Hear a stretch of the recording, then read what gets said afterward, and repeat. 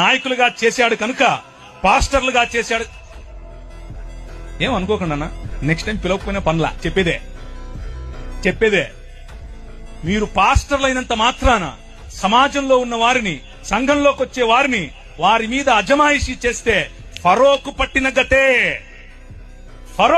గతే. ఎందుకంటే మన దేవుడు, ఆయన హృదయం ఎక్కడ నలిగిపోయే ప్రజలుంటారో, ఎక్కడ అదిమివేసి వేయబడిన ప్రజలుంటారో, ఎవరి పైనైతే మీరు ఇంకా ఎక్కువ భారం పెడతారో అక్కడికి గద్ద తన పిల్లలను తన్నుకొని పోయినట్లు వచ్చి తన్నుకుపోతాడు.